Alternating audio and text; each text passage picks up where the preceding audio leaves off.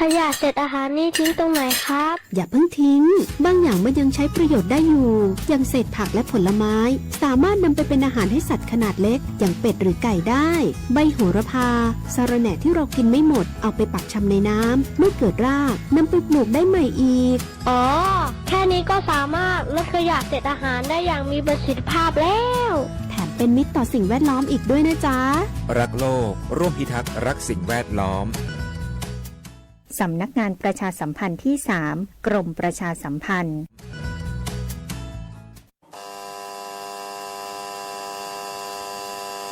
3 6 5นี่ไม่ใช่ตัวเลขเสี่ยงโชคแต่อยากให้ปักหมุดตัวเลขนี้ไว้เพื่อการตระหนักและสร้างจิตสำนึกในการป้องกันหมอกควันไฟป่าให้365วันตลอดทั้งปีเป็นช่วงเวลาของการป้องกันหมอกควันไฟป่าเพื่อคุณภาพอากาศที่ดีต่อสุขภาพหมอกควันไฟป่าจะได้เบาบางลงจนกลายเป็นหมอกจางๆและค่อยๆเลือนหายไปจากประเทศไทยในที่สุดหมอกจะงดงามและทำให้เยือกเย็นแสนจะเย็นตัวตั้ง200 บาทง่ายอย่างได้พองแน่ก็กินข้าวได้2 วันก็ว่าซื้อได้ตัวนึงก้าตัวแล้วตัวงูก็ตั้ง200 บาทต่อปีกับบัตรประชาชนใบเดียวนะซื้อประกันภัยได้ตัวอ้อโอ้ค่ะประกันอย่างอย่ามาถูกอันก็ประกันภัย200เน่ซื้อยังไงแค่200 บาทกับบัตรประชาชนใบเดียวก็ได้รับความคุ้มครองสูงสุดถึง 100,000 บาทสมัครได้ตั้งแต่อายุ20ถึง60 ปีเลยนะโอ้กะเอาเนี่ยเอาไปซื้อเสื้อแล้วนะไปสมัครประกันภัย200เป็นเพื่อนเฮาหน่อยเนาะถ้าเกิน100คือประกันภัย200กับคนที่คุณ5โดยสำนักงานคปภ.สายด่วนประกันภัย1186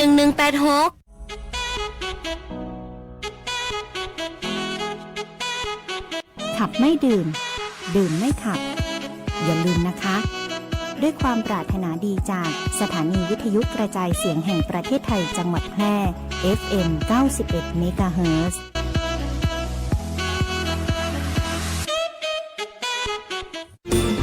วิทยุแห่งประเทศไทยจังหวัดแพร่ 91 เมกะเฮิรตซ์ให้ความรู้คู่ความสุขที่นี่สถานีวิทยุกระจายเสียงแห่งประเทศไทยจังหวัดแพร่ส่งกระจายเสียงด้วยระบบ FM สเตอริโอมัลติเพล็กซ์ความถี่ 91 เมกะเฮิรตซ์จากนี้ไปติดตามรับฟังรายการบ่ายนี้ที่ 91 ทุกวันจันทร์ถึงวันศุกร์เวลา 13 นาฬิกาถึง 14 นาฬิกาช่วงเกษตรเพื่อชุมชนโดยวิทยาลัยเกษตรและเทคโนโลยีแพร่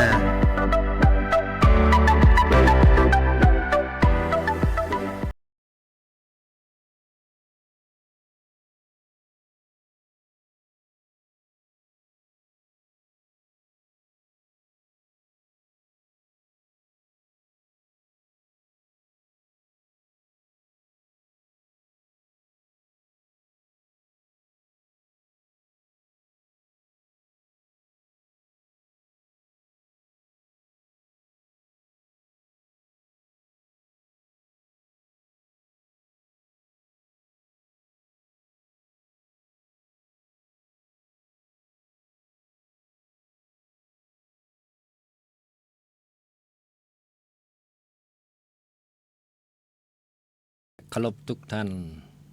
ต่อไปนี้ก็เป็นหน้าที่ของบ่ายนี้ที่91ในช่วงของรายการเกษตรเพื่อชุมชนโดยงานประชาสัมพันธ์ของวิทยาลัยเกษตรและเทคโนโลยีแปรโดยมีผมโสพลกิติดำเนินรายการกันอยู่ตรงนี้รายการเกษตรเพื่อชุมชนตรงนี้จะเป็นเรื่องการนำเอาเรื่องของสาระต่างๆที่เกี่ยวข้องกับการเกษตรก็ดีกิจกรรมต่างๆของทางวิทยาลัยเกษตรและเทคโนโลยีแปรก็ดีงานวิจัยงานข้อเสนอแนะแก้ปัญหาต่างๆในเรื่องของการทำการเกษตรแล้วก็การศึกษาทั้งวิชาชีพด้านการเกษตรโอกาสทางการศึกษาของพ่อแม่พี่น้องและบุตรหลานของท่านวันนี้ต้องบอกว่าเริ่มเข้าหน้าฝนแล้วกันเนาะนะครับพฤษภาคมนะครับสัปดาห์นี้เป็นหน้าที่ของวิทยาลัยเกษตรและเทคโนโลยีแปรนะครับโดยที่ท่านผู้อำนวยการเยาวรักษ์รอดเกียงผู้อำนวยการวิทยาลัยเกษตรและเทคโนโลยีแปรได้มอบหมายให้งานประชาสัมพันธ์ของวิทยาลัยเกษตรและเทคโนโลยีแปรได้มาพบปะกับพ่อพี่น้องแล้วก็บรรดาผู้ปกครองนักเรียนนักศึกษาของวิทยาลัยเกษตรและเทคโนโลยีแปรทุกสัปดาห์แรกนะครับทุกวันพุธแรกของสัปดาห์ แล้วก็ทุกวันพุธที่สัปดาห์ที่3ของเดือนก็แล้วกันนะครับจะมาป้ากันเดือนหนึ่งกับ2ครั้งนะครับตั้งแต่เวลาบ่ายโมงไปจนถึงบ่าย2โมงตรงนี้นะครับเพราะฉะนั้นก็อาจจะห่างน้อยหนึ่งมาเป็นอย่างแต่ว่าสาระก็จะเพิ่มขึ้น นะครับระยะเวลาแต่ก่อนนี่30 นาทีเนาะตอนนี้ก็1 ชั่วโมงเนี่ยจะมาอู้มาจากัน แต่ก็ส่วนใหญ่ก็จะเป็นในเรื่องของการเกษตรแล้วก็กิจกรรมของวิทยาลัยเกษตรและเทคโนโลยีแปรก็ต้องขอกราบคุณพ่อแม่พี่น้องนะครับบรรดาคุณฟังทุกท่านนะครับที่กำลังฟัง FM 91 เมกะเฮิรตซ์จังหวัดแปรแห่งนี้นะครับต้องขอบพระคุณนะทั้งสทแปรแห่งนี้ตัวนะครับที่ได้นำเอาข้อมูลข่าวสารต่างๆผ่านทางสื่อทางวิทยุก็ดีสื่อทางอินเทอร์เน็ตก็ดีนะครับท่านสามารถที่จะเปิดพอได้นะครับทางอินเทอร์เน็ต Facebook Live นะครับเพราะนั้นท่านก็สามารถหันหน้าผมตรงเนี้ยนะครับเนาะ บ่ได้รอนะครับเหมือนดารานะครับเพราะว่าถ้ามาอ่านก็คงจะไปเป็นดาราไปละเป็นครูก็พอละเนาะ นะครับอันนี้ก็คือความตั้งใจนะครับ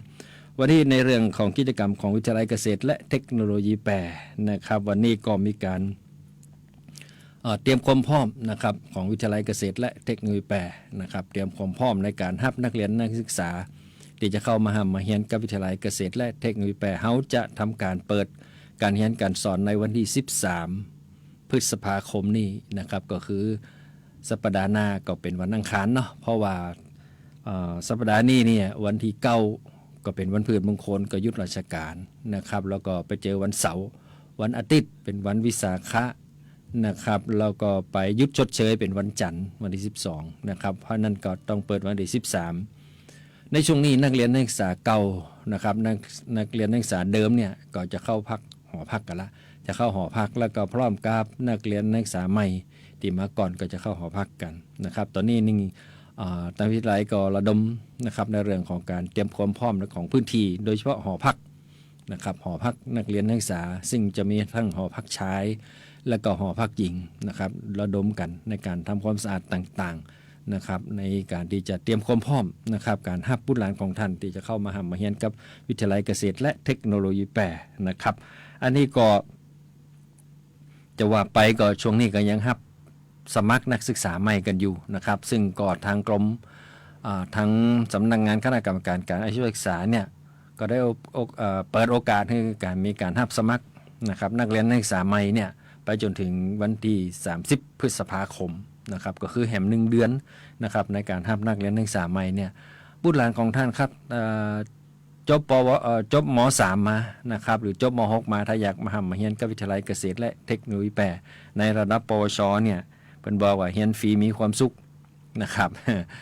เรียนฟรีอย่างไรครับเพราะว่าเฮาบ่มีการเก็บกาลงทะเบียนนะครับเฮาบ่มีการเก็บกากินนะครับเฮาบ่มีกาเก็บการอยู่เพราะฉะนั้นถ้าอวยง่ายก็คือกินฟรีอยู่ฟรีเรียนฟรีนะมีอาหารเลี้ยงฟรีนะครับในระดับปวชนะในระดับปวชเนี่ยมาเรียนสายเกษตรนะครับเรียนฟรีนะครับบ่มีค่าลงทะเบียนนะครับกินฟรีเฮามีกับข้าวกับปลาทั้ง3 มื้อแล้วก็อยู่ฟรีก็คือมีหอพักนะครับเป็นหอพักมาตรฐานนะครับเป็นอาคาร4 ชั้นนะหอพักมาตรฐานอาคาร4 ชั้นให้นักเรียนนักศึกษาได้พักผ่อนกันในพักกันตรงนี้นะครับก็จะทำให้นะครับคุณภาพของการศึกษาทางวิชาชีพการเกษตรเนี่ยมีคุณภาพเกิดขึ้นนะครับดังนั้นเนี่ยก็อยากเชิญชวนเนาะพ่อพี่น้องนะครับบรรดาคุณผู้ฟังทุกท่านนะครับลูกหลานของท่านหรือมีญาติมิตรอย่างอยากจะมาเรียนฟรีเด้อ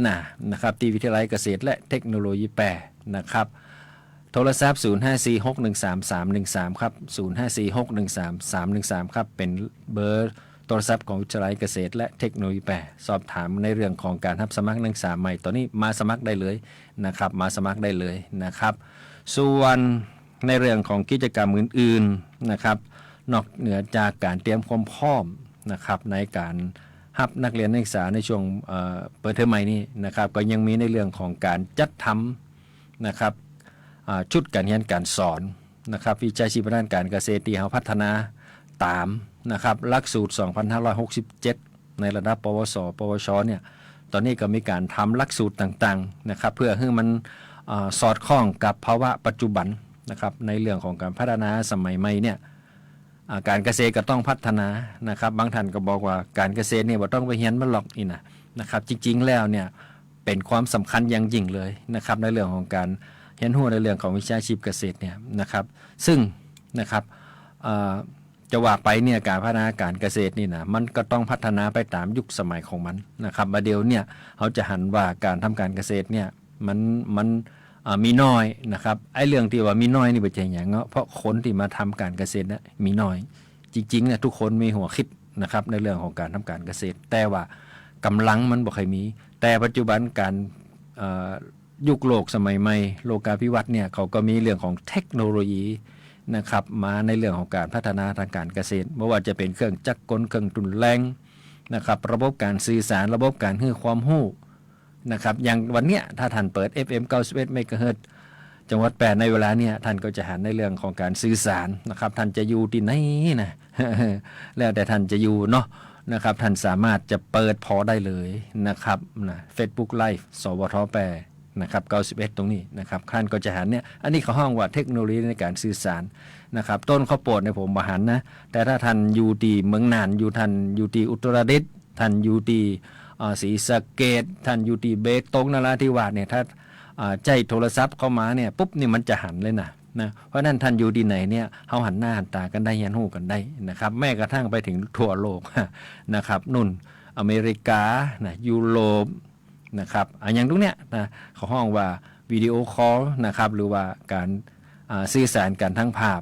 นะครับหันหน้ากันจ๊ะๆเลยอินเทอร์เน็ตนะครับเนาะอันนี้ก็คือการศึกษาเนี่ยมันบ่จำเป็นจะต้องบอกว่าโอ้ใจกำมาเกานะมาเกาบนเนี่ยจะได้กันเนี่ยจะนั่นนะครับแต่ตะกอนเนี่ยถ้าอุกันง่ายๆเนาะความโหของเขาเนี่ยก็จะวนเวียนกันอยู่ในพื้นที่นะครับอยู่ในพื้นที่แต่ปัจจุบันเนี่ยหนึ่งจากการพัฒนาทางด้านเศรษฐกิจสังคมมันก้าวหน้าไปเนี่ยการผลิตอะไรต่างๆเนี่ยมันบัดตันนะมันบ่เพียงพอต่อความต้องการของผู้บริโภคเพราะฉะนั้นเนี่ยในเรื่องของเทคโนโลยีต่างๆก็ต้องเข้ามาบางคนก็บอกว่าจบช่างไฟฟ้าช่างอิเล็กทรอนิกส์นี่มาทำการเกษตรได้ก็สุดยอดเลยครับถ้าเขาจบสิ่งเหล่านี้นะมาทำการเกษตรนี่นะผมว่ามันจะสุดยอดเลยเพราะว่าเขาจะใจความรู้ในเรื่องของอิเล็กทรอนิกส์ไฟฟ้านะครับเรื่องของช่างเนี่ยมาพัฒนางานเกษตรได้ง่ายมากเลยนะครับมาเดี๋ยวเนี่ยต้องเข้าใจว่าการเกษตรของเขาเนี่ยแรงงานแต่เนี่ยแทบจะบ่ใครมีละนะครับหาจ้างคนในวันนึง300-400แทบจะบ่มีใครเอานะครับจ้างคนมาเนี่ยจะทำงานสักกี่ชั่วโมงนะครับปะพักแคบก็จะเก็บพักแคบปะพักบุงก็จะเก็บพักบุงนะปะกบปะปูปะหอยก็จะเอาให้ก่อนฝนตกแดดออกก็จะบ่ไหวอันนี้แหละครับในเรื่องของการจ้างแรงงานคนมันก็จะทำให้การจ้างเขานะมันบ่สมดุลกับระยะเวลาที่เขาจ้างเนี่ยนะครับอันเนี้ยมันก็จะทำให้มีการเป็นการเพิ่มนะครับมูลค่าเป็นการเพิ่มค่าใช้จ่ายอีกด้วยนะครับคือกับบรรดาเกษตรกรนะครับเพราะฉะนั้นเนี่ยผมยังสังเกตว่าเกษตรกรทุกท่านเนี่ยนะครับผมเคยเปรียบเทียบนะถ้าหากว่าเกษตรกรท่านนี้เนี่ยผูกไถแน่เกษตรกรผูกไถใส่สูตรเนี่ยนะครับท่านคิดว่ามีก็สักกี่คนในประเทศไทยนะครับผูกไถใส่สูตรเป็นเกษตรกรเนี่ยนะครับอันนี้นะมีก่อนนะครับซึ่งก็จริงๆนะมีนะยกตัวอย่างนะครับเจ้าของ CP นี่นะครับเนี่ยผูกไทยใส่สูตรทำการเกษตรนะครับเจ้าของฟาร์มต่างๆที่ใหญ่ๆเนี่ยเขาใจวิธีการนะครับการบริหารการใจเทคโนโลยีต่างๆแล้วเนี่ยแต่เกษตรกรบ้านเฮาเนี่ยมัดพระเขามาเขียนหัวผ่องมัดเขามาใส่คอของมันบ่ใจผูกไทยเนาะนะครับทำการเกษตรอันนี้แหละครับมันจะแตกต่างกันท่านจะสังเกตก็ว่าในการพัฒนาการเกษตรเนี่ยนะครับมันบ่ได้อยู่กันนิ่งเนาะนะครับคนสมัยก่อนเปิ้นก็บอกว่าถ้าปลูกข้าวโพดก็คือปลูกแบบนั้นแบบนี้แบบนี้แต่ปัจจุบันเนี่ยข้าวโพดเจี้ยเขาก็บ่มีเนี่ยเขาก็ต้องไปซื้อเขาเนี่ยนะเพราะฉะนั้นเนี่ยในเรื่องของการพัฒนาเจี้ยข้าวโพดเจี้ยมันสำปะหลังเจี้ยอย่างต่างๆเราเนี่ยมันพัฒนาไปเรื่อยๆเพื่อให้มันทันต่อความต้องการของผู้บริโภคและคุณภาพของมันด้วยนะแต่ก่อนเนี่ยปลูกข้าวใช้เวลา 4-5 เดือนเนาะมาเดี๋ยว120 วันกับประมาณ4เดือนได้กินละนะบางพันนี่90 วันน่ะก็ได้กินละนะครับไก่เนาะไก่กระทงเนี่ยกับไก่เมียงเนี่ยไก่เมียงนี่เลี้ยงไปเป็นปีนะแต่ถ้าไก่กระทงไก่ที่เขาเอามา ย่างขายกันง่ายๆนี่นะอันนี้ก็45วันประเดี๋ยวนี้มี40วันนะลดลงมาแหมก็สามารถที่จะนำไปบริโภคได้ละอันนี้เขาห้องว่าการพัฒนาเทคโนโลยีในการพัฒนาการเกษตรเนี่ยครับเพราะฉะนั้นเราต้องเรียนรู้นะครับบางท่านก็จะไปเห็นเนี่ยหยังจะมาโห่มันเนี่ยหยังนะครับแต่สุดท้ายมาก็ต้องเรียนรู้จากเขาแต่เจ้านี่ผมมีเจ้าบ้านเปิ่นจมอยู่บนหัวนอนนั่นนะพอดีผมตื่นขึ้นมาผมได้ยินเจ้าบ้านเขาจมว่าอย่างฮู้ก็ปลูกข้าวโพดได้กิโลต่อได้แต่บนบอกว่า5 บาท 50 สตังค์อันแหมคนกระจมแล้วมันจะคุ้มกายน่ะกะพันนูกะยานูกะรถดูดนี่เนาะกะรถเกี่ยวเนี่ยอันเนี้ยเนี่ยกะเก็บเกี่ยวเนี่ยมาแหมมันจะคุ้มกายนะผมก็บ่จังว่าจะได้นะผมฟังอย่างเดียวนะครับดังนั้นเนี่ยแค่ราคา5 บาท5 บาท 50 5 บาท 60แล้วแต่ความชื่นนะแล้วแต่ความชื่นมันต่างหากนะนะเพราะฉะนั้นเนี่ยเขาลองพอวัดต้นทุนในการผลิตของเขากับสิ่งที่เขาได้มานั่นมันคุ้มค่าขนาดไหนนะครับบ่ใจว่าเนี่ยไปเนี่ยมาก็เป็นหนี้เป็นสินกันต่อไปเนี่ยไปเนี่ยมากลายเป็นว่าเอาเงินที่เขาปลูกได้มาเนี่ยเอามารักษาตัวเก่าอันนี้แหละครับเพราะฉะนั้นเนี่ยในเรื่องของการพัฒนาอาชีพเกษตรเนี่ยมันบ่จะเป็นของง่ายนะครับแล้วก็บ่จะยากด้วยเพียงแต่ว่าท่านสื่อสารกันได้ขนาดไหนนะครับอันเนี้ยก็คงจะมาอู้ในแหมบทบาทหนึ่งเนาะในโอกาสต่อไปนะครับซึ่งวันนี้เนี่ยผมอยากจะเชิญชวนนะครับมาให้พ่อพี่น้องคุณผู้ฟังทุกท่านเนี่ยได้มีโอกาสนะครับได้มีโอกาสศึกษาหาความรู้กับวิทยาลัยเกษตรและเทคโนโลยีแปรตอนนี้การจัดการศึกษาของเฮาเนี่ยบ่ได้อยู่แค่ในวิทยาลัยอย่างเดียวนะครับเฮาสามารถเอาครูนะครับหรือผู้มีความรู้ไปสู่ท่านยังในพื้นที่ของท่านเองได้เลยนะครับนั่นก็คือในเรื่องของการพัฒนา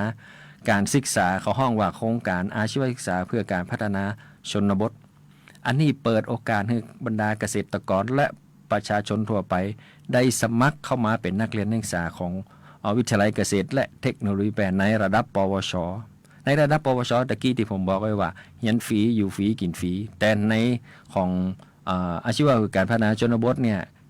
การอยู่เนี่ยเขาบ่ได้มาอยู่ที่วิทยาลัยนะครับการกินก็บ่ได้มากินที่วิทยาลัยนะครับคนเรียนอยู่ที่บ้านครับมาเดี๋ยวนี้นะอยู่ที่บ้านเมื่อสมัครมาเป็นนักเรียนนักศึกษาของเขาแล้วเนี่ยเขาก็จะมีการจัดการเรียนการสอน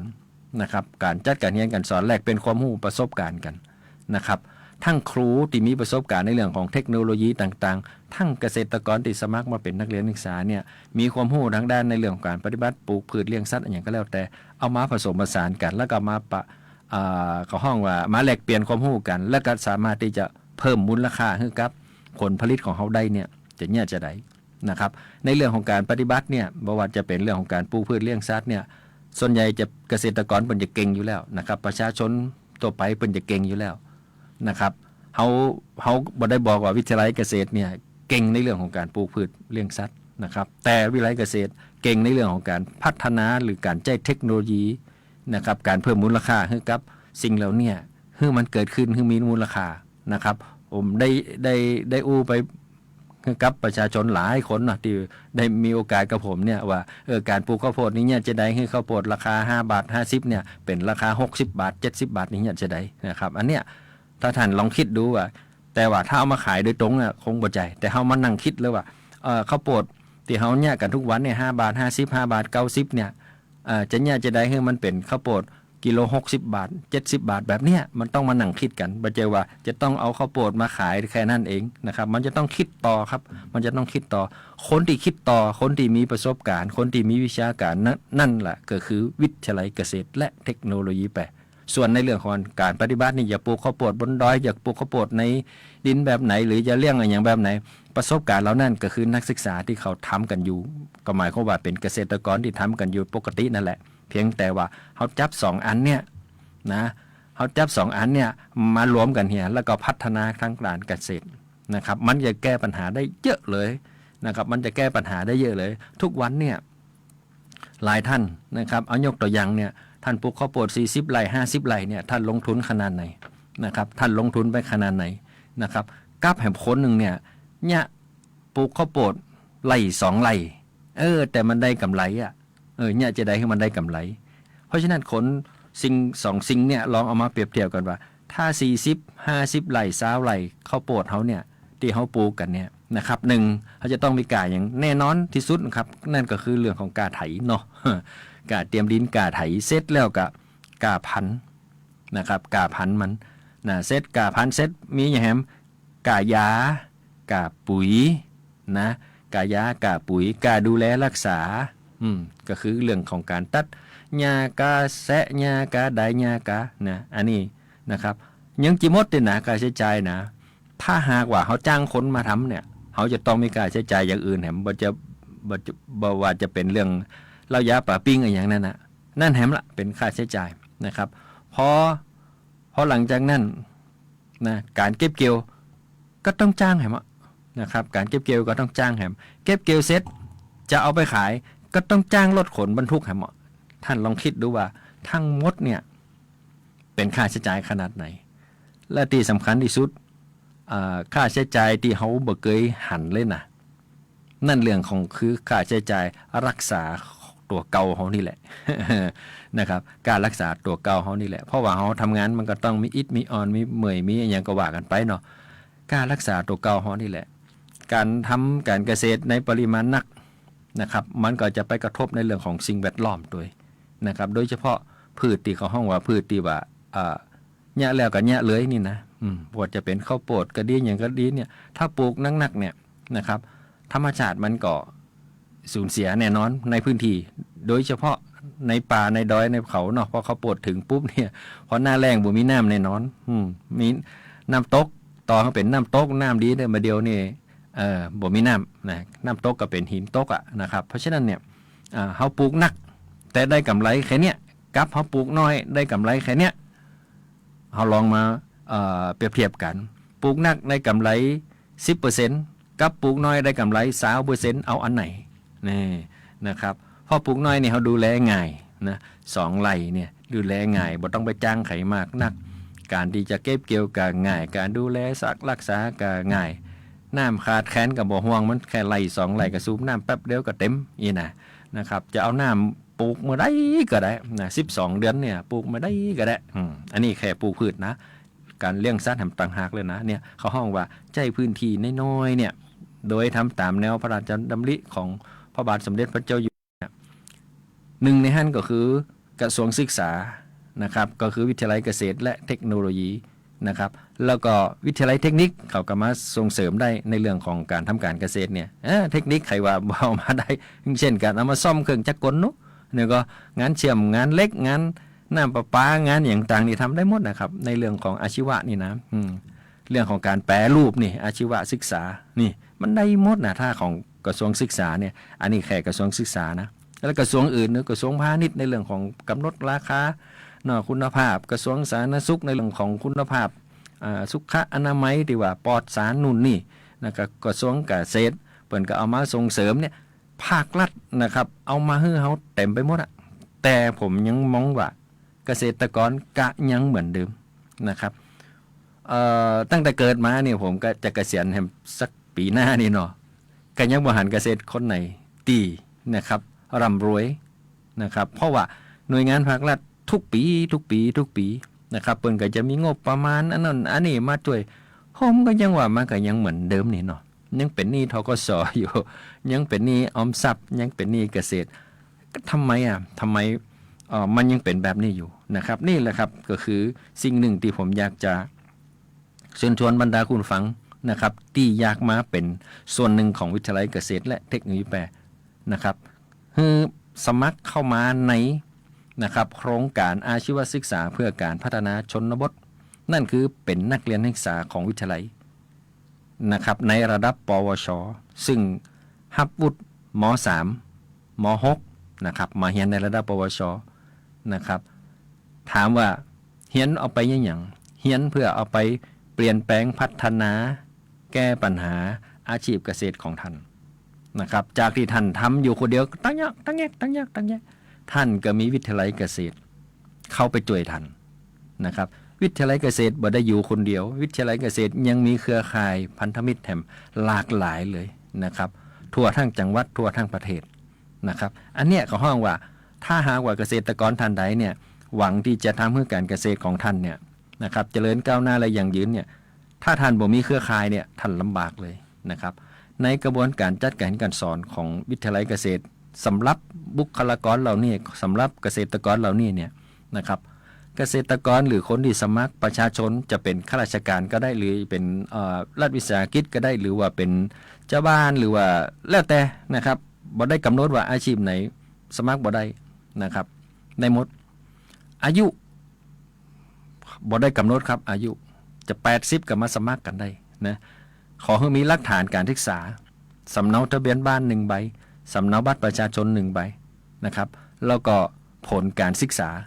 นะครับ3ตัวเนี่ยเอามาสมัคร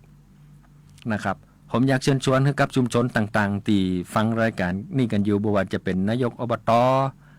นายกเทศบาลก็ดีกำนันผู้ใหญ่บ้านก็ดีหรือผู้นำชุมชนก็ดีอสม.ก็ดีถ้าอยากจะนะครับให้วิทยาลัยเกษตรเนี่ยเข้าไปช่วยในเรื่องของการทำการเกษตรให้กับท่านเนี่ยท่านสมัครมาครับถ้าท่านบ่ฮู้จะไปสมัครที่ไหนเนี่ยโทรไปที่วิทยาลัยเกษตรและเทคโนโลยี613313นะครับท่านจะได้รายละเอียดตรงเนี้ยหรือว่าท่านโทรมาหาผมโดยตรงก็ได้นะครับ0815681363เนี่ย0815681363จับกลุ่มกันมาก็ได้ครับก็จะได้มีเป็นกลุ่มกันเฮาจะการจัดการศึกษาเนี่ยนะครับเดือนหนึ่งเนี่ยเขาจะมาพบกันแค่1ครั้ง1เดือนนี่นะ1ครั้งนะครับ1เดือนพบปะกลุ่มกันโดยจะมีครูจากวิทยาลัยเกษตรไปหาท่านยังในพื้นที่ของท่านนะครับยังในพื้นที่ของท่านนะครับแล้วก็จะได้นำเอางบประมาณได้นำเอาความรู้วัสดุการเรียนการสอนนะครับกาเสื้อผ้าให้ท่านนะได้เสื้อผ้าได้ชุดด้วยนะ นะครับไปให้ท่านนะครับเดือนหนึ่งป้ากัน1ครั้งเทอมหนึ่งมันมีแค่4เดือนเพราะฉะนั้นเนี่ยเทอมหนึ่งก็จะป้ากันอย่างน้อยๆเนี่ย4ครั้งนะครับ4ครั้งนะครับท่านจะอยู่สวนที่ไหนก็แล้วแต่บางท่านก็บอกว่าปุ๊ข้าเจ้าอยู่ระยองบุญเห็นได้ก็ได้ครับอย่างที่ผมว่าเนี่ยนะใจโทรศัพท์พอหน้ากันใจสื่อสารอินเทอร์เน็ตอยู่ที่ไหนก็เห็นได้มันอยู่ที่ว่าถ้าอยากจะพัฒนานะครับอาชีพเกษตรถ้าอยากจะพัฒนาความรู้ของเฮานะครับท่านต้องสนใจมันแต่ถ้าท่านบ่สนใจก็ยังทำเหมือนเดิมอันนั้นก็เป็นสิทธิ์ของท่านนะครับก็บ่ได้ว่าดีหรือบ่ดีเนาะท่านก็หันมันอยู่นะฮะเพราะฉะนั้นเนี่ยการจัดการศึกษาลักษณะเนี่ยเขาห้องว่านำเอาวิชาการลงไปหาท่านในพื้นที่นะครับในระยะเวลา3ปีนะครับ3ปีในระดับปวชเนี่ยท่านจะอยู่กับวิทยาลัยเกษตรทั้ง3ปีนะครับใน3ปีนี้ท่านได้อย่างสเปดเลยนะครับที่สำคัญที่สุดก็คือความรู้และแลกเปลี่ยนกันนะครับแลกเปลี่ยนเทคโนโลยีนะครับอย่างที่ผมว่าตะเกียข้าวโพดเนี่ยจะได้ให้มันได้กิโล60 บาท70 บาทเนี่ยจะได้นะครับท่านลองไปปลูกข้าวโพดพอนะถ้าท่านทำได้60-70 บาทเนี่ยท่านปลูกแบบไหนท่านเนี่ยแบบไหนนะอันเนี้ยจริงๆเนี่ยมีคำตอบนะแต่ผมอยากให้ท่านเอาไปคิดว่าทำไมผมอู้จะนี่นะครับแล้วก็ที่อู้จะเนี่ยวิทยาลัยเนี่ยไปแล้วครับนะครับเนี่ยไปแล้วละใดโดย นะครับบ่จะเอามาอู้แบบเล่นๆเนาะเพียงแต่ว่าอยากให้ท่านคิดว่าระหว่างข้าวโพดกิโล5 บาท60 5 บาท90กับกิโลละ60 บาทเนี่ยท่านจะเอาแบบไหนนะกิโลละ60 บาทเนี่ยจะได้ปลูกนักด้วยไร่2ไร่ก็จบละนะแต่มีเงินเข้าทุกวันถ้าทำได้มีเงินเข้าทุกวันบ่ต้องไปรอข้าวโพดนี่90 วันถึง120 วันเนี่ยบ่ต้องไปรอถึงเวลานั้นสามารถเมื่อได้ผลผลิตมันก็สามารถมีเข้าห้องอย่างมีรายได้ละอย่างไรนะเข้ามาแต่นี่ครับเขาต้องมานั่งคิดแบบเนี้ยอย่าไปคิดแบบสมัยโบราณแล้วล่ะสมัยโบราณนี่เขาผลิตเพื่อที่จะเอาบริโภคกันภายในท้องถิ่นนะครับท่านจะสังเกตว่าในสมัยเป็นนอนเนาะเขาห้องว่าลงแขกมาจ่วยเอาแห้งกันเนี้ยนะครับการตีเข้าเนาะเนี่ยนาปลูกเข้าอย่างเนี้ยเขาเอาแห้งกันทั้งนั้นอ่ะไม่ได้ใช้ใจอย่างมากนักนะครับไก่ก็อยู่ในเหล้าเข้าก็อยู่ในยุงฉางก็เอามาเลี้ยงกันเหล้าก็ไปต้มเอานี่ปัจจุบันนี่ซื้อหมดนะเพราะฉะนั้นค่าใช้จ่ายมันก็เลยสูงแต่ก่อนนี่เจ้าของสวนเจ้าของนาเนี่ยแทบจะไม่ได้จ่ายสตังค์เลยนะเพราะเขาเอาแห้งกันไงนะครับแต่บัดเดียวมันบ่ใจแบบนั้นครับบัดเดียวมันบ่ใจแบบนั้นเพราะฉะนั้นในเรื่องขององค์ความรู้ทางด้านวิชาชีพเนี่ยที่จะเอามาแลกเปลี่ยนกันเนี่ย นะครับตั้งวิไลเกษตรนี่ก็จะมีการสอนในเรื่องของการผลิตพืชผลิตสัตว์เนาะเขาห้องว่าการผลิตนะถ้าปลูกเนี่ยบ่ใช่ปลูกอย่างเดียวเนาะมันจะต้องมาว่าพัฒนาจะได้ให้มันได้มีผลผลิตที่ดีพัฒนาจะได้ให้มีผลผลิตที่มีคุณภาพนะครับเพิ่มมูลค่ามันได้ก่อนนี่ไงครับวิทยาลัยเกษตรและเทคโนโลยีแปรสอนในเรื่องของการเพิ่มมูลค่านะครับการเพิ่มมูลค่านี่เช่นการแปรรูปนะครับการแปรรูปก็ดีการข้อห้องอย่างการแปรรูปแล้วก็การแพ็กเกจการบรรจุหีบห่อเนี่ยการย่าหีบห่อเนี่ยเขาจะเอาไปขายให้เขาสมัยนี้ต้องบอกก่อนนะอยู่ที่ไหนก็ขายได้นะอยู่ที่ไหนก็ขายได้ท่านจะอยู่บนดอยท่านก็ขายได้อยู่บนดอยแหละมันต้องมาอยู่ที่ไหนก็ขายได้จริงอย่างนะครับประเดี๋ยวนี้ถึงมดจะบอกนะครับถึงมดนอกจากท่านปิดประตูบ้านเราบอกเอาอย่างสักอย่างแหละส่งไปบ่ได้แน่นอนนะครับหลังจากที่เราเพิ่มมูลค่าแล้วมันก็จะต้องมีช่องทางการขายเนาะนะครับวิทยาลัยก็จะสอนนะครับจะสอนถ้าวิทยาลัยขาดบุคลากรสิ่งเหล่านี้เขากลับไปดึงเอาเครือข่ายเขามาด้วยนะครับบ่ว่าจะเป็นวิทยาลัยอาชีวศึกษาหรือว่านักขายหรือว่านักประชาสัมพันธ์อย่างต่างๆที่เขาสามารถที่จะประสานเข้ามาได้จะบอกคือว่าเขามีงบในเรื่องของการจ้างบุคลากรเราเนี่ยมาสอนเป็นอบรมเป็นครั้งคราวไปเป็นสอนได้เนี่ยเขามีอยู่แล้วเพียงแต่ว่าจะมีคนหับกอดอันนะครับเนี่ยเปิดช่องทางให้ขายได้แล้วกับนี้สบายแล้วมาเดียวเนี่ยอย่างที่ผมว่าอยู่ที่ไหนก็ขายได้ท่านเนี่ยตรงเนี่ยนะท่านเนี่ยสวนอยู่หันน่ะถ้าท่านอยากจะขายท่านโทรศัพท์มาคือกับสิ่งเราเนี่ยเดี๋ยวมันก็ได้นะครับยิ่งขายในอินเทอร์เน็ตซ้ำให้กำเดียวนะครับกำเดียวน่ะมึงแปลบ่ซื้ออุตรดิตถ์อาจจะซื้อก็ได้อุตรดิตถ์บ่ซื้อปุ่นกรุงเทพเขาก็ซื้อก็ได้คนใต้เขาก็ซื้อก็ได้คือการใจสื่อสารลักษณะเนี่ยนะครับมันเข้าไปถึงทุกคนทุกตีนะครับมันบ่ได้บอกว่าจะต้องเข้าไปหานายกมันจะได้บอกว่าจะต้องเข้าไปหาเกษตรกรหรือข้าราชการหรืออะไรอย่างนั้นมันเข้าไปทุกคนถ้าวันไหนท่านเปิดปั๊บท่านหันสิ่งแล้วเนี่ยท่านสงสัยท่านอยากได้กดสั่งปั๊บเดี๋ยวนะครับวัน2วันน่ะไม่เดียวสังเกตก่อนนะสั่งก๋วยเตี๋ยวจากกรุงเทพมากินกันยังได้เนี่ยเนี่ยวันเดียวมาถึงนะครับอันเนี้ยเขาห้องว่าการใช้เทคโนโลยีเราเนี่ยเปิดทางให้กับการค้าการขายให้ภาคเกษตรได้ก่อนะครับและมันก็ยังมีความรู้ยังสวทแป FM 91 เมกะเฮิรตซ์เนี่ยเปิ้นก็ได้มีข่าวสารในเรื่องของการแจ้งสภาพภูมิอากาศโดยกรมอุตุนิยมวิทยาข่าวคราวการบ้านการเมืองนะครับเนาะความรู้ทางด้านการค้าการขายการแปรรูปนะครับวัฒนธรรมอย่างต่างๆเราเนี่ยการศึกษาเราเนี่ยนะครับเป็นโอกาสของพ่อพี่น้องทุกเรื่องเลยเพียงแต่ว่าท่านจะยอมรับตรงไหนนะครับบางท่านบอกโอ้ไม่อยากฟัง ไม่อยากพอ แต่ปุ่นถ้าละครมาเนี่ยมันดึงหม่อนแต่เนาะอันนั้นก็บ่ว่าพอไปเด้อจะเป็นอย่างเพื่อความบันเทิงเนาะแต่เฮาบ่ได้เอาไปเป็นสาระนะละครหนังเนี่ยมันบางครั้งเขาก็สร้างมาจากเรื่องจริงแต่ส่วนใหญ่สร้างมาจากการเขาห้องอย่างมโนภาพทั้งนั้นนะครับส่วนใหญ่นะสร้างมาจากการแต่งเรื่องทั้งนั้นนะครับแต่เรื่องจริงมันก็มีนะครับแต่บางอย่างแต่ส่วนใหญ่นะประมาณ70-80%เนี่ยสร้างมาจากเรื่องที่มันแต่งขึ้นมาเนาะเป็นเรื่องแต่งขึ้นมาอย่างพระอภัยมณีเนี่ยอยู่ที่ไหนใครเคยหันหน้าพระอภัยมณีของเนาะอย่างเงี้ยนะครับมันเป็นวรรณคดีอย่างต่างๆเขาก็สามารถสร้างได้เพราะฉะนั้นในเรื่องของการศึกษาหาความรู้ของเกษตรกรเนี่ย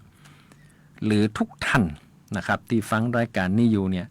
จะสมัครมาเป็นนักศึกษาของเขาเนี่ยนะครับเขาห้องว่าการศึกษานอกระบบออกไปอยู่ข้างนอกท่านบ่ต้องเข้ามาวิไลนะครับก็เป็นบางครั้งครับที่ว่าบางวิชาที่ท่านจะได้มามาชมที่วิทยาลัยก็จะมีรถ6ล้อมีรถอะไรอย่างบริการหมดนะครับไปหับท่านมาศึกษาในวิทยาลัยก็ดีหรือว่าไปทัศนศึกษายังต่างถิ่นต่างท้องถิ่นอย่างก็ว่ากันไปนะครับแต่ที่สำคัญที่สุดเนี่ยผมอยากยกระดับเกษตรกรนะครับ ยกระดับอาชีพเกษตรบ่ว่าท่านจะเป็นข้าราชการบำนาญหรือข้าราชการปัจจุบันหรือว่ารัฐวิสาหกิจที่ท่านกำลังอยากจะทำการเกษตรเนาะบ่ว่าจะปลูกพืชเลี้ยงสัตว์อย่างก็แล้วแต่เนี่ยแม้กระทั่งในเรื่องของการเพาะพันธุ์แมวเพาะพันธุ์หมาอย่างก็ว่าอยู่เนี่ยมันมีหมดอยู่ในห้างเพียงแต่ท่านจะไปเอาความรู้จากไหนตอนนี้วิทยาลัยเกษตรและเทคโนโลยี8เนี่ยนะครับเปิดโอกาสให้กับท่านนะครับได้มามีโอกาสในเรื่องของการศึกษาบ่มีวันตายครับท่านหมดลมหายใจเมื่อใดนั่นแหละการศึกษาก็จะจบเมื่อนั้นแต่บางคนนี่ขนาดตายไปก็ยังมีอย่างให้ศึกษาต่อแฮมนะ นะครับเขายังมีอย่างหลายๆอย่างโดยเฉพาะคนเก่งๆในเรื่องของการคิดการอ่านนี่นะเขาจะมีอย่างให้เขาศึกษาต่อไปแฮมเยอะเลยนะครับอย่างประวัติศาสตร์อย่างต่างๆแล้วเนี่ยนะครับสิ่งแล้วเนี่ยมันจะต้องมาเกื้อหนุนกันนะครับเพราะฉะนั้นเนี่ยก็วิธีการสมัครนี่นะผมอยากจะเชิญชวนแบบนี้ว่าถ้าผู้นำท้องถิ่นหรือว่าตัวท่านเองที่อยู่ในพื้นที่ต่างๆเนี่ยท่านรวบรวมคนมาครับขอให้มีวุฒิม.3 ขึ้นไปขอให้มีวุฒิม.3 ขึ้นไปนะครับบัตรประชาชนสำเนาทะเบียนบ้านนะครับวุฒิการศึกษาหรือผลการเรียนน่ะท่านรวมกลุ่มกันมาครับท่านอยู่บ้านไหนบอกครับเดี๋ยวจะไปตัวบ้านนี้รวมได้5คนบ้านนี้รวมได้20คนแล้วแต่นะครับเขาก็จะจัดกลุ่มเรียนกันนะครับที่ไหนได้พ่องเมืองน่านอุตรดิตถ์จังหวัดแปร่ลำปางเอาง่ายๆฟัง FM 91ที่ผมอู้อยู่เนี่ยไปถึงหมดครับไปถึงหมดเนาะพิจิตรก็ไปได้ถ้าท่านได้ฟังผมอยู่นี่นะไปตั้งกลุ่มขึ้นมาป๊อปจัดกลุ่มมาเนี่ย10 คน20 คน30 คนอย่างก็แล้วแต่การเรียนเขาก็เรียนอยู่ในพื้นที่นะครับการศึกษาในพื้นที่โดยเฉพาะในพื้นที่การเกษตรของท่านเองนะครับก็จะได้อย่างน้อยๆนะในคืออาจารย์เขาไปพอว่าโอ้มันสำปะหลังเนี่ยเป็นใบจุดนี่มันเป็นเพราะอะไรอย่างนี่เลี้ยงวัวเลี้ยงควายอย่างเป็นแผลอยู่นี่โอ้ขนาดนี้นะโรคแอนแทรกกำลังระบาดอยู่ทางภาคอีสานนี่รถงัวรถควายจะผ่านเข้ามาเมืองแปดในตอนนี้เข้มแน่นอนนะครับโรคแอนแทรกเนี่ยบ่ได้เกิดจากงัวจากควายอย่างเดียวนะแพะแกะก็ได้หมดนะถ้ามันติดมือติดเขาห้องว่ามันติดต่อกันได้เนาะไปถึงคนอย่างเนี้ยตายได้นะถ้าบ่รักษาให้ดีๆนี่ตายเลยอุ้ยง่ายแบบเนี้ยนะครับตอนนี้เนี่ยทำให้พอโรคนี้เกิดขึ้นนะทุกคนก็บ่อยากกินนะจริงๆเนี่ยมันก็จะมีถ้าสวนปุ่นมันเป็นภาคอีสานเนาะแต่ถ้าบ่มีงัวมีควายเข้ามาตั้งเมืองแปะก็บ่เป็นหยังนะก็กินงัวควายของเมืองแปะนี่แหละอย่างงี้นะมันก็จะมีฟาร์มหรือว่ามีที่เขาจัดการนะการเลี้ยงวัวเลี้ยงควายเนี่ยถ้ามีการจัดการที่ดีนะโรคอย่างต่างก็บ่เข้าอยู่แล้วล่ะนะการดูแลการให้วัคซีนการให้อาหารการให้ยาปฏิชีวนะต่างๆสิ่งเหล่านี้ครับมันทำให้ฟาร์มของเขาหรือว่าการเกษตรของเขาเนี่ยได้คุณภาพและมาตรฐานของมันโดยที่เขาบ่ต้องไปพึ่งพาอาศัยอย่างมากนักแต่อาศัยความรู้ที่เขาจะได้รับตรงนี้แหละเอามาพัฒนาบ่ดีกว่ากะนะครับเนี่ยผมอยากจะในใจเนาะในใจผมเนี่ยอยากจะพัฒนาอาชีพเกษตรนะเมื่อวานนี้ผมไปเป็นพนักงานบริษัทเงินเดือนเป็นแสนนะสบายเลยนี่นะผมบ่เป็นครับผมมาเป็นครูเพื่อจะมาสอนวิชาชีพด้านการเกษตรเนี่ยครูบาอาจารย์ที่เขามาสอนตรงเนี้ยเขาอยากจะพัฒนาอาชีพเกษตรนะเปิดไปจบปริญญาตรีปริญญาโทมาเพื่อจะเอาความรู้เหล่านั้นมาพัฒนาการเกษตรคือมันได้เทียบทันเขานะคือด้านที่เทียบทันเขานะครับที่สำคัญที่สุดก็คือปัจจุบันเนี่ยการกินอย่างกระจ่างเนี่ยในเรื่องของสุขภาพเนี่ยเป็นหลักเลยนะเนาะคนเฮานี่นะกินอย่างก็กลัวไปให้หมดในเดียวนี้เนาะนะครับกินอย่างก็กลัวไปให้หมดเฮาลองมาทำให้มันเป็น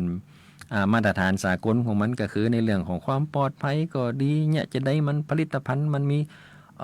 คุณภาพบางท่านก็บอกว่ากินผักก็ต้องกินที่มันมีหนอนนักๆนั่นหนอนก็กินใบไปให้หมดเนี่ยจงนี้ก็อันนี้ก็ต้องแจ้งบรรดาเกษตรกรหนอนที่มันกินใบลำไยนี่นะโอ้โหสวนข้างๆบ้านผมสวนนั้นมัดลึงเลยตอนแรกนึกว่าลำไยตายนะเบิดใจหนอนกินมัดเลยประมาณ20 กว่าต้นนะครับลำไยมัดเลยลำไยกำลังออกดอกออกจอเหมาะนอนกินหมดเลยครับนะครับอันเนี้ยเจ้าของสวนเขาบ่ได้ดูแลเนาะพอบ่ได้ดูแลปุ๊บเนี่ยก็เกิดปัญหาแล้วเนี่ยคืออยากจะได้ลำไยแต่ว่าบ่ได้ดูแลคือใกล้ชิดเนี่ยนะครับ สุดท้ายก็จะได้แต่ต้นลำไยแกนลำไยบ่ได้อะหนอนกินไปหมดละต้นยังอยู่นะแต่ใบมันน่ะกินหมดละนะหนอนมูนี่เป็นหนอนตัวลายๆหัวสีชมพูนั่นมันก็มีวิธีในการปราบนะสุดท้ายมาเนี่ยปราบเขาอยู่ก็คือใจสารเคมีนะยาฆ่าแมลงอย่างยาฆ่าหนอนอย่างก็มีนะครับแต่ถ้าเรามีการป้องกันให้ก่อนใจสารชีวภาพสารไล่แมลงน้ำส้มควันไหม้นี่ก็ใจได้หมดนะครับไล่ออกไปหนอนเราเนี่ยพอใหญ่ขึ้นมาเนี่ยพอเขาใกล้ตายใกล้ไม่ใช่ว่าใกล้ตายนะเขาก็จะเปลี่ยนแปลงไปเป็นผีเสื้อกลางคืนเป็นอะไรอย่างต่างๆแล้วเนี่ยนะครับแต่ก่อนที่เขาจะเปลี่ยนแปลงร่างกายของเขาเนี่ยเขาจะกินหมดนะครับกินหมดนะอันนี้ก็บอกเลยว่าถ้าเฮาหันเฮาดูแลถ้าเฮาหู้เนาะลำไยนี่มันนึงมีหนอนนะนี่อยากมาเกาะมากินนี่โอ้ลำบากเลยมาเดี๋ยวนกไปไหนหมดนกบ่เหลือไปยิงกินกันที่หมดเพิงหนูตอหนูถ้ามีตอมีนกมีเพิงนี่นะมีตอมีแตนเนาะมูนี่มันกินหนอนนะนะตอนที่มันมีน้อยๆเนี่ยนกมูนี่เขาอยากควบคุมไม่หมดเลยนกตอนที่นอนบ่นักนี่นะครับนกก็ดีตอก็ดีแตนก็ดีเนี่ยนะครับมันจะเป็นตัวควบคุมหนอนพวกนี้ได้เลยนะก่อนที่ว่าหนอนจะขยายพันธุ์นะโอ้โหพอหนอนตัวนึงไข่ออกมาเป็นร้อยๆฟองพันฟองขึ้นมาหนอนหลายตัวกันหลายพันฟองโอ้นกกินบดตันเอ้านกหายไปไหนปุ่นอยู่ในหม้อแกงฮีแล้วสปะ ไก่ปลานี่เป็นไรยิงเขานะไก่ปลานี่เวลานั้นเขาไปคุยกินหนอนกินอย่างนี้ปื้นต้นลำไยพอดีตรงนั้นมันเป็นปลาด้วยเรามีไก่ปลาเงียบไก่ปลามาเดียวนี่ไทยโดนจัดการไปให้ละนะครับนี่แหละครับถ้าหากเขาโหว่านิเวศวิทยาเรื่องของสิ่งแวดล้อมแล้วเนี่ยมันจะควบคุมกันได้นะครับเขาจะต้องศึกษาให้มันโดยที่ใจความรู้นะครับวิทยาลัยเกษตรและเทคโนโลยีแปรเนี่ยนะครับเป็นแหล่งความรู้ทางการศึกษาทางด้านวิชาชีพเกษตรโดยเฉพาะ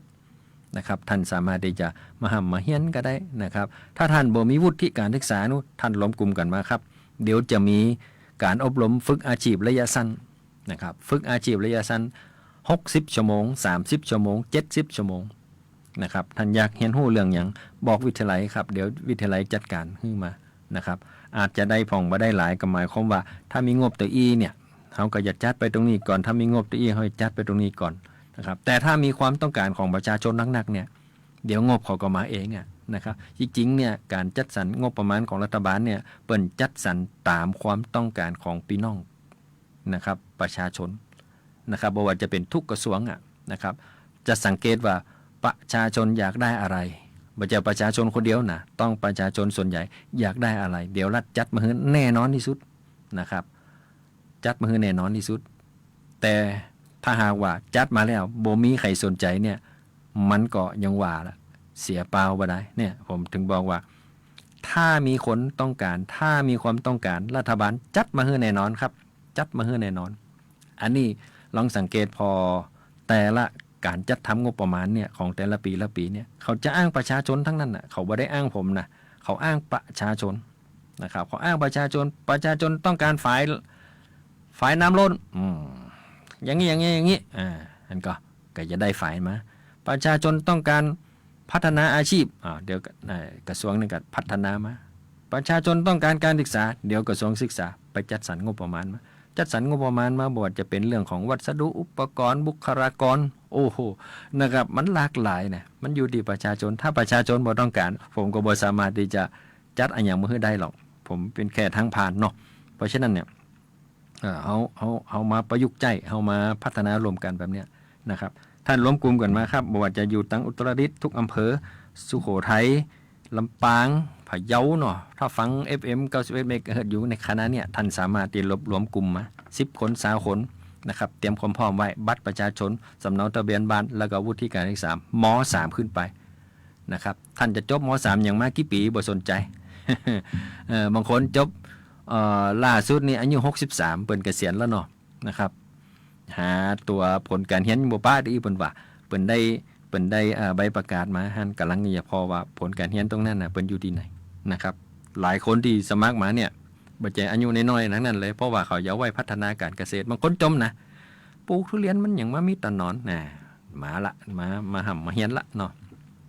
นะครับมาเฮียนด้วยกัน เข้ามาเฮียนนี่ถ้าอู้ใส่หูคนไทยนี่บางครั้งก็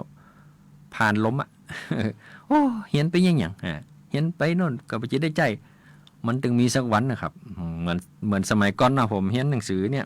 มันมีวิชาขับรถยนต์นะบ้านผมแต่ก่อนจะมีรถยนต์นะมันเฮียนไปยังหยังนี่วิชารถยนต์นี่นะแล้วทำใบขับขี่ไปยังหยังนี่คิดขึ้นได้ว่าอ๋อ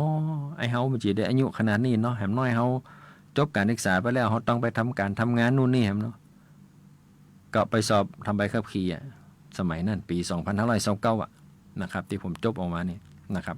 ก็ได้ใบขับขี่ตั้งแต่หันมาเป็นใบขับขี่ตลอดชีวิตมาเดียวนี่รถยนต์กัน2กันก็บ่พอใจว่านะเนี่ยมันได้ใจไอ้ที่เขาบอกคิดว่ามันจะมีหรือบ่มีเนี่ยแต่ก่อนบ้านผมจะมีรถยนต์นะมีแต่มอเตอร์ไซค์ของพ่อของแม่ผมนี่แหละรถยนต์จะมีนะครับ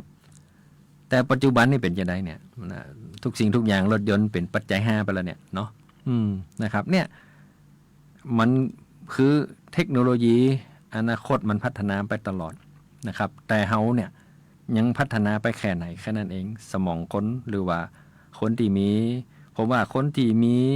ความคิดดีๆคนที่มีความขอห้องว่าความทะเยอทะยานที่จะหาความรู้ไม่ว่าจะเป็นในเรื่องของการศึกษาการฝึกอบรมนะครับบางคนนี่ใครรู้เหมือนกันนะแต่อ่านภาษาบ่ได้แน่มาเดียวนี่มันก็แปลภาษาได้นี่มันอ้วอย่างนี้เขาบ่เข้าใจเนี่ยสมมุติว่าคนฝรั่งอู้มาเนี่ยเจ้าบ้านฟังหูเรื่องมาเดียวนี่มันมีตัวหนังสือไหลเรื่อยๆอยู่หน้าจอนะเนาะเขาแปลมาให้เรียบร้อยอ่านตรงขั้นแล้วก็ฟังไปตัวมันก็ได้แหมหลายอย่างนะครับผมสอนนักศึกษาอยู่เนี่ยเดี๋ยวจะพาไปเที่ยวเยอรมันเนี่ยนะผมก็เปิดอินเทอร์เน็ตแล้วครับ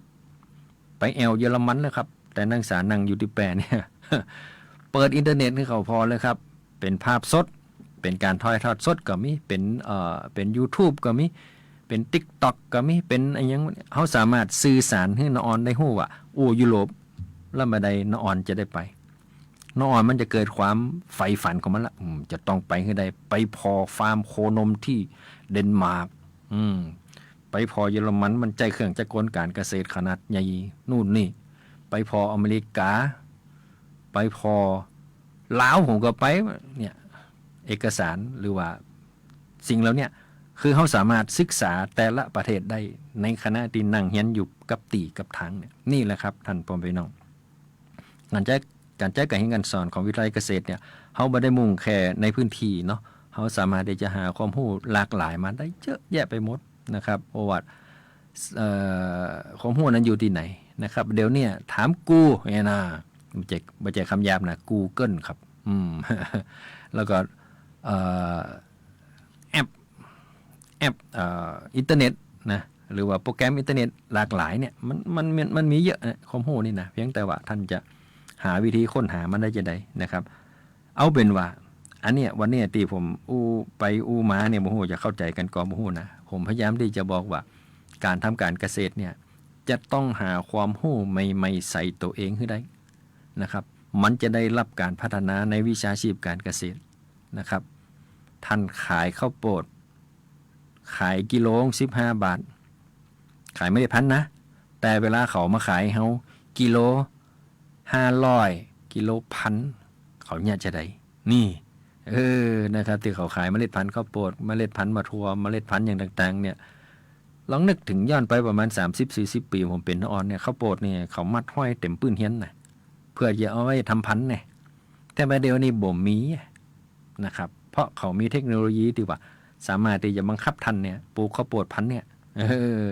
นะครับแต่แต่ก่อนนี่มีใครบังคับขายเนาะนะครับเนี่ย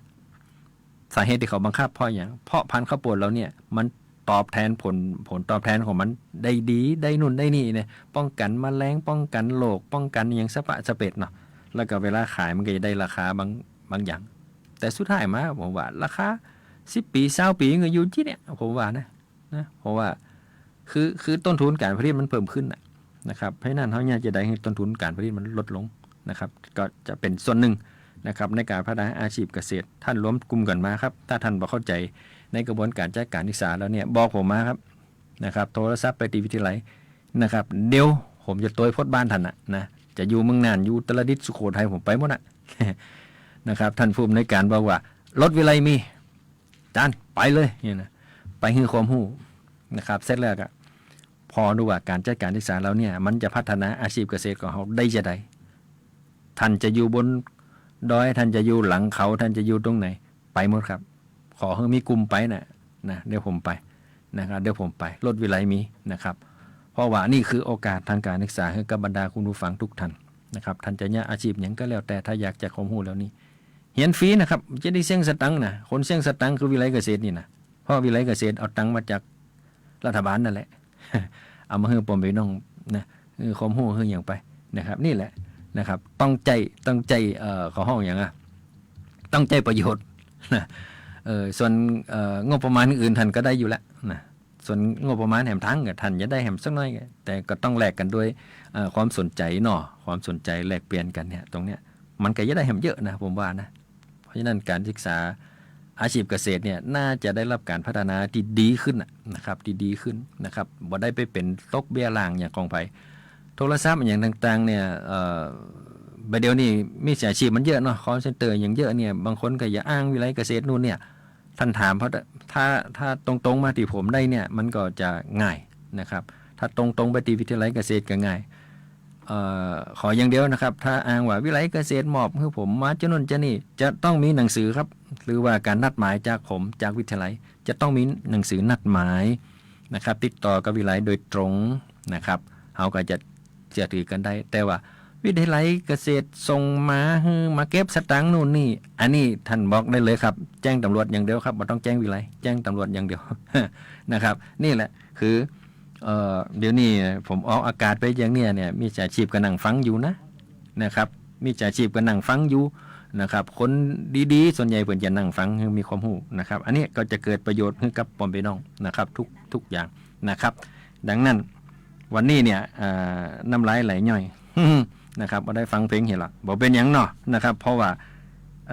สาระดีๆอยากให้ปอมพี่น้องได้รับทราบนะครับในเรื่องของสาระบันเทิงต่างๆตั้งสวท8 FM เนี่ยเปิ้นมีอยู่ละอยาวเพลงไทยเดิมไทยเก่าไทยใหม่ไทยหยังมีหมดนะครับบางแต่เปิ้นก็สื่อสารทางด้านความรู้สื่อสารกันได้หลากหลายทุกรายการที่เข้ามาอยู่กับสวท8 FM 91 เมกะเฮิรตซ์เนี่ยมีประโยชน์ต่อท่านทั้งนั้นอยู่ที่ท่านเองจะนำความรู้เหล่านี้ไปใจแบบไหนนะครับซึ่งก็อูนักอูหลายเนี่ยก็ยังว่านะเนาะนะครับบ่ได้ปะกันตั้งแต่